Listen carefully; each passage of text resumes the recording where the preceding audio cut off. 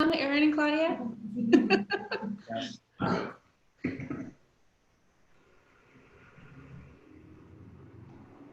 Good morning, everyone. My name is Marcy Rogers. I'm the affiliate coordinator and education coordinator for the Prescott Area Association of Realtors. We're so happy that you joined us today for this very special presentation from our title companies, relaying on their experience with the COVID-19 virus right now. I'd like to take a moment to thank you all for taking the time out of your busy day to join us today. Thank you so much. We know you have a lot to share with us through this challenging time. For our attendees, if you could please go to the bottom of your chat box and change that to panelists and attendees instead of panelists. And that way we can all see your questions and it will be a truly interactive experience. Facilitating today is our 2020 president of PAAR, Jeff Bashaw. I will hand this webinar over to him now to help us get to know the panel, and he'll be asking the questions for our panel today. Thank you for joining us. Thank Jeff? you. Thank you, Marcy. Hello, everybody. Good morning. I'm just to let you know, I am Jeff Bashaw, your 2020 PAAR president, and for PAAR, and I'm very honored to be leading this discussion today with some of our title experts in the Quad Cities. So thank you all for being here. I guess first, probably what we should probably do is have people introduce themselves. We'll start with Penny. Penny Fincher, go ahead. Hi, I'm Penny Fincher, Empire West Title from the Prescott branch.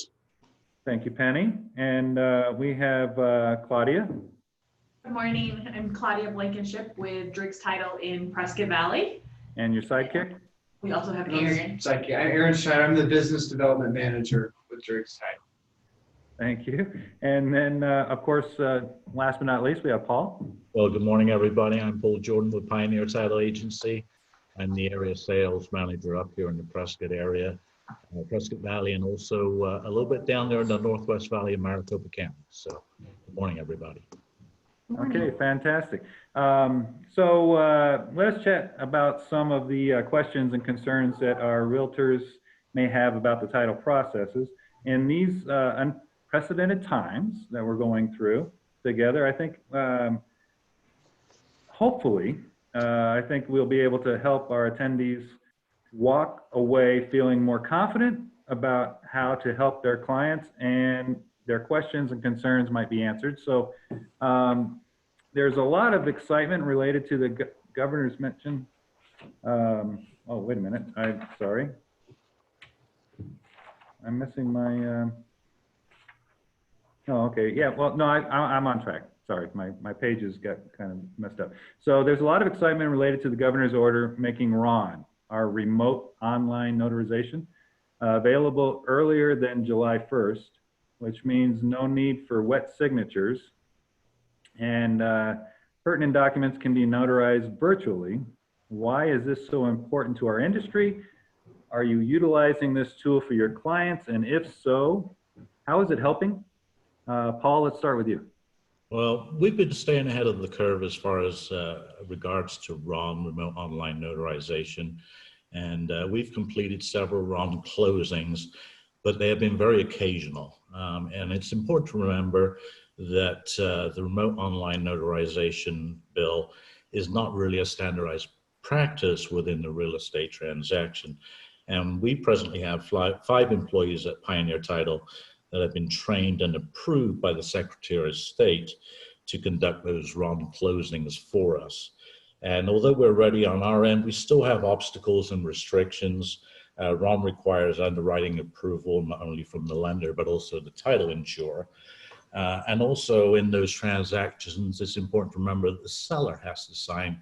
If they're using a remote online notary service to sign the deed, that still has to be approved throughout the transaction and still requires approval from the lender and also our title underwriters. And lenders still require wet signatures on the notes. So we still have obstacles and challenges, but as far as wet signatures go, pretty much all the lenders that we've seen in the transactions still require that regular traditional notary signature, wet signature. So it's very restrictive at the time. So cash transactions are kind of useful. It can be used for situations like that, but it's still very limited, and the banks and the lenders are staying. They're resistant to it, perhaps resistant, or they're holding back somewhat. So it's not moving us forward as a lot of people would have hoped. So it's kind of a very limited use within the real estate transaction. Okay, thank you. I didn't realize that you had to be registered or certified to be able to handle that portion of it. You do. It's quite a complex. Remote online notarization is a pretty complex thing. It's not something that can just be done by anybody using typical electronic devices. There's a lot of camera. There's a lot of technology. There's a lot of practices that have to be adhered to. So it's not something that is simply done. That makes a lot of sense. Thank you, Paul. Anybody else have anything to add? As far as I know right now, the state hasn't, I know Pioneer's had a few where they've gotten their certified ahead again, because I think you guys were doing like a pilot program, if I recall correct, Paul. Secretary of State as of right now has told us that they're pretty backlogged because they moved it up, and it's going to be some time before most of us can get, we're going to get the RON certification. It's going to take a while before we do. And as for Driggs, we're pretty much only using them for sellers because there isn't any major lenders that we're aware of. I think there's one out there that is accepting them, but major ones like Wells Fargo, they've said they will not accept the RON signatures. So it's still going to be some time, but like Paul said, it's going to be still fairly limited on who we can use it with. Fanny? Same thing. The lenders are not using them yet, and there is a large backlog. There's only a certain amount of companies that are actually training and on the RON program, so it's going to be a process to get everybody up and running on it. Yeah, and so from what I understand, even if a lender was going to allow that for their process, being able to package that with other loans for the market, they would have to separate those and then have to find somebody else that is willing to take. And so it goes all the way down the line. Is that correct? Yeah, it's, if a lot of the brokered loans, if they've been gone through the process of remote online notarization, there's a possibility that those loans will not be able to be sold back to the other banks and Fannie and Freddie and those sort of things. So there's definitely hurdles with it. Okay. Are there any other strategies or procedures that you're using to obtain signatures? I know I have heard a lot about mobile notary usage. Yeah, we're using, we're still open for business. So we're still taking people in, but we are utilizing notary signers to do a lot of the signings. But we're very cautious on how we handle that. We send out a questionnaire to the buyers and sellers to make sure that they're not sick, they haven't had any symptoms, they haven't been out of the country. So we're being very protective of the staff, our notaries, and also the clients that are coming in. With that said, we send out a questionnaire and receive that back from them, making sure that they are healthy, and we're doing everything that we possibly can to protect everybody involved. So. And yet there's still times when you really need to have a face-to-face. Is that still pretty standard, or are you doing everything with the notary and everything else with like we are with Zoom and all of those effects? Or is it having somebody come in? Is that more Well, we've obviously restricted flow into the offices, so it's all by appointment only. So when we set the schedule for the buyers and sellers to come in, we just make sure the appointment has come. It's just those people that are actually signing.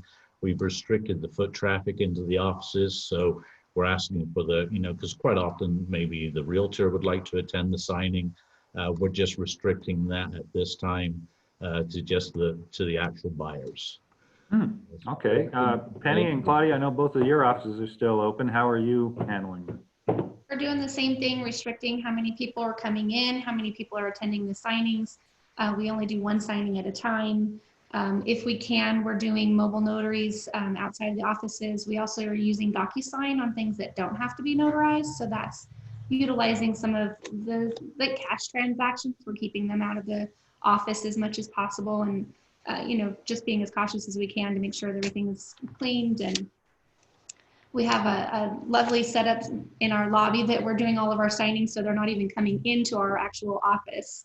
So Are you letting realtors come with the clients?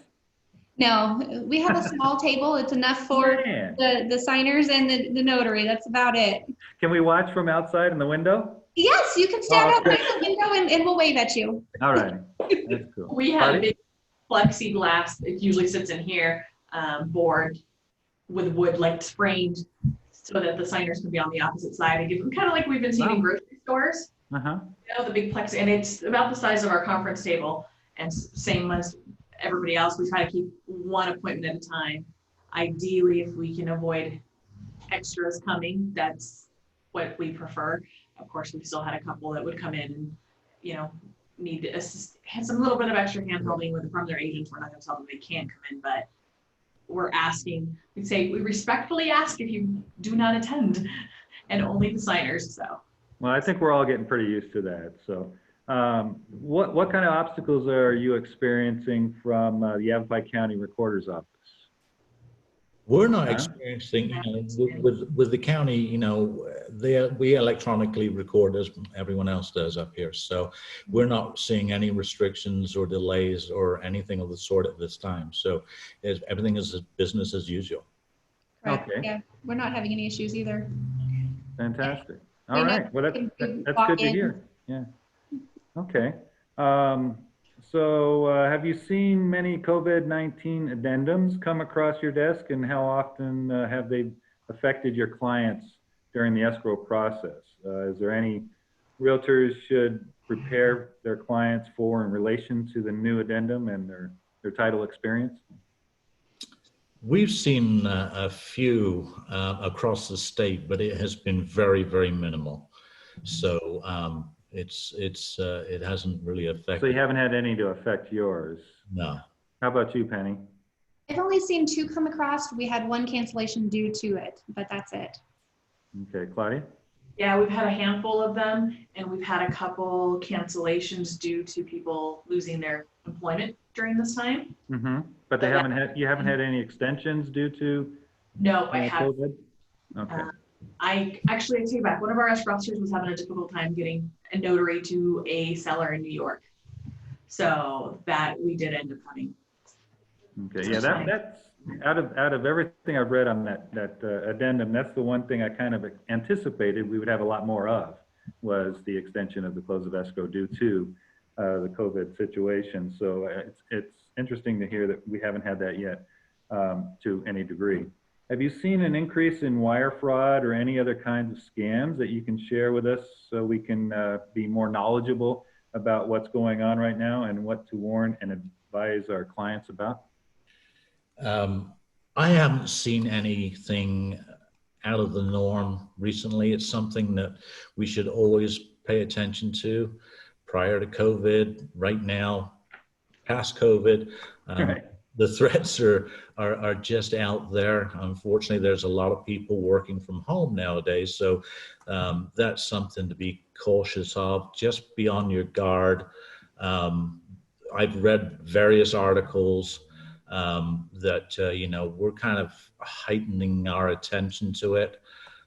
Just consumers out there, just make sure, you know, the realtors are talking to them, not only just at the beginning of the transaction, but throughout the transaction, just reminding them to watch out for any suspicious emails or, you know, talk closely with the realtors, their clients, and of course our escrow officers. And if they see anything suspicious, just reach back out to their trusted partners. And don't call the email, or don't call the phone number that may be on the email. So Right. Yeah. Yeah. That's something that we always make sure that we warn them about. The title company that's within the contract, the name, the email, and the phone number that's in the contract that they're looking at is the person to contact. And if they have any questions, to contact the realtor themselves. So yeah.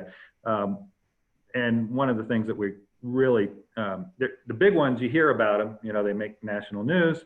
But the little ones too, you know, when they send in, well, you forgot to pay this $25 one, this $15 one. They've done so many paperwork, they've signed so many things, they've paid so much money out that they just look at it and they just pay it and they send it on because it duplicates the email from their title company. So those are the ones that we really try to stress to let them know not to do it. But I was curious to see if anybody had heard if it built up any from since we've gone into COVID-19, if they've heard any more horror stories about it. No? I haven't heard anything. It's more just, again, the awareness and Right. Reaching out to them as soon as we get the contracts in and say, hey, I've even had a couple of agents give me give the client a passcode so that the customer that they're dealing with can call and ask us that passcode and make sure that we are who they are anticipating that we're working with. All right, that's nice. Okay. So let's see. Can you give any insight as to what issues might apply to any transactions from the onset of stay at home, stay safe, stay connected order, and even going forward, since we anticipate we could encounter these issues even after the order is lifted? So they're going through phases. They're trying to consider what phases. I've understood from discussion that our governor here, Governor Ducey, might be extending for a couple more weeks after the end of the month, and probably more of an observation to see how other states do and how that kind of thing happens. But have you had any insight into any issues that might apply towards the transaction themselves? I'm running into people having issues getting into the banks, being able to get their cashier's checks, getting their wires set up. They either need their dollar amounts for closing so much earlier because they have to make the appointment to get into the bank. Or we had one instance with Sun Credit Union West, which is across the street from us. They stopped their partnership with some of their other credit unions. So my client had to drive all the way down to Anthem to be able to access his account because they wouldn't do it on a wire. And they only did those under special circumstances. And they couldn't get a cashier's check local. So it is causing that issue is what I've seen so far. What do you guys? Yeah, that's totally, because most of the banks are by appointment only. And as I'm sure Penny says, sometimes we don't get loan documents until people are basically ready to run in and have to sign for closing. And with closing funds, they're just not as accessible as they were prior to this. Right. You know, we had a California buyer that was jumping through hurdles last week trying to get a wet signature and notarization in California. Ended up making a UPS store which would accept the signature like 10 to 5 somewhere in California. This poor borrower was running all across the state over there, and fortunately signed at the UPS store, got the package back to us so we could close fund and record the following day. So, you know, there's obstacles. You know, just make sure that, you know, we still require wet signatures. So everybody's just got to be on their game and communicating well throughout the transaction.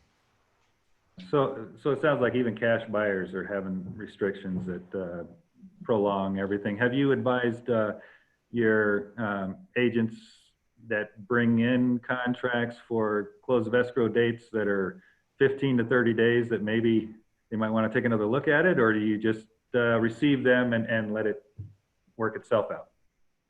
Given the time frame, I think we need to advise them, yes. If it's a quick close, we need to make sure that these are some of the obstacles that we are facing. Can we please give us a little extra time, or be advised that we may need it at the end? Mhm. I find actually we keep having escrows that are even shorter, especially with grant. I've had a lot of like 1 week escrows lately. Yeah, those are fun. It makes it, yeah, extra challenging because then you have, 1 week with people out of state in a time that it's a little difficult to get notarizations. So Or that's, payoffs. yeah.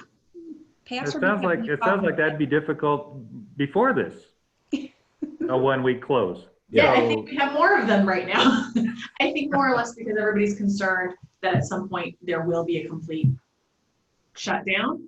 So I think people are finding, if I find a property, I just need to close it down now to make sure that we're not stuck in having to wait, is what I think is probably more of the situation that we're seeing.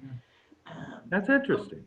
Or they want their money in their banks. Mhm. They want Yeah, to get exactly. it out of the bank and into whatever they're purchasing. Right. Okay, that makes sense. All right. Well, before we open it up for questions from our attendees, which advice do you have for realtors help them stay up to date in the rapid changing market? Let's start with Paul. Just communicating with the escrow officers. Just make sure that everybody's keeping in contact with everything, and just hopefully we can head off any obstacles as they come up. Thank you, Paul. With all the technology and everything we have, Penny, do you have any links or locations that they might be able to get more information from? PREA has done a lot of stuff. The ASCA, or Arizona State Escrow Association, has a lot of information. I'm seeing the different underwriters are providing tons of information. So if the agents are concerned or have a question on something, call us. We're the best source to get the information for them. Things are changing on not only a day-to-day basis, but sometimes an hour-to-hour basis. So it's always best to, hey, let's just make sure that this works if it did yesterday, and make sure we're good to go. Okay. And Claudia, so on your website, that sort of thing, do you have information for the COVID-19 people? I think we do. No, I don't think we do. Just like Penny said, Association of Realtors. I know PAAR's been putting, AAR with whatever links they have. I think we have a lot of availability out there that aren't necessarily the experts of what's going on with it. Source So of the source? yeah. So I think with us, it's the biggest, I think, for agents, if they're going to have communication with their clients, is to let them know they're still going to need to do signing. They're still going, even though there is the stay-at-home order. That's been something we've come across where someone goes, well, I'm working from home, I can't come in, but I don't want anybody to come to my house either. Okay, so they still have to be aware there's going to still have to work with all of us, to try to, we're working with, still being here. We still want to get all their transactions closed, so they still have to kind of help us help them. But I think the biggest thing is what we're doing is essential. So we're going to be able to close transactions, and all the parties that are involved in getting the transaction closed are going to stay open. The issue is we need to be more proactive, and good agents are already been proactive. This is kind of a normal thing, but I think that's the biggest thing we need to advise our clients is that, yes, you're going to be able to close a transaction, but we need to stay more proactive. We need to be more open to and more flexible with our schedule and with everyone else's schedule, because we are all working differently than we ever have before. So, stay proactive. Instead of saying, normally I had 3 days to do this, give yourself 7 days. Like, give yourself a lot bigger of a buffer room on the different moving parts of the transaction. And that way, we're not going to see issues with closing on time. Okay. Is there anything that we might have missed, something that you felt was important to let everybody know before we get into the answers? Any questions or from the chat? We have a new program that we've instigated this last couple of weeks. It's called Repro Tools. So the agent or even the buyer has the earnest money check. They take a picture of it. It's kind of like mobile deposit. And that way they don't even have to bring the earnest money check to us. It goes directly to our account. They hold on to the check until it's confirmed, and then they destroy it. So one less having to come out if they don't need to at this point of the transaction. And how do they get that? Actually, you can just download it. It's Apple or Android. It's RE Pro Tools. It's very Okay. easy to program to work with, and you can always call Sky Direne. She can help you with setting it up, or myself, or any of our escrow officers. So. All righty, fantastic. We have something similar with Bashaw, which is acceptable to one of our banks as well, and we're looking at some other programs as well. So we're going to do. We already have Bashaw, but we're also going to have some other ones because we have different banking escrow accounts, trust accounts throughout the state because we're statewide. So we have lots of different banks that we work with. So it has to be acceptable with them. So we're working on some other programs as well. So. Okay. Well, these types of programs, they're going to continue past this, right? So once it's offered, you don't turn them back off just simply because people can come back into the office? Post COVID-19. Right. Yeah. Moving forward, it'll stay the same. Righty. Nice. Okay. Marcy, I don't see, we haven't had any questions?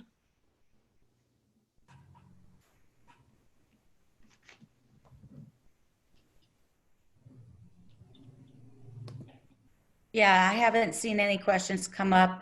Just a reminder to the attendees, if you do have a question, go to the bottom of where it says chat, click on that, and then make sure that you've selected all panelists and attendees. And then that way you can post your question. So we'll just wait a few seconds here, see if anybody has a question. I think we probably answered all their questions pretty well. I can't think of anything else outside of what we discussed that they might be concerned with the title and their escrow. So I thank you all for coming, and I appreciate it, all the information. I'm going to let Marcy take it from here. Thank you, Jeff. I would like to take the time to, again, thank you guys very much for joining us today. You all went above and beyond to make sure our realtors have all the information they need to continue to serve their clients. We appreciate your time, and thank you again. For all of you that are participants here, please feel free to look on our membership portal page for any other upcoming virtual classes. We're working on a lot of them right now for you. So keep looking on the membership portal or the official PAAR calendar. Thank you again, everyone. Thank Thank you. you. Thank you. Bye. Bye-bye. Bye-bye.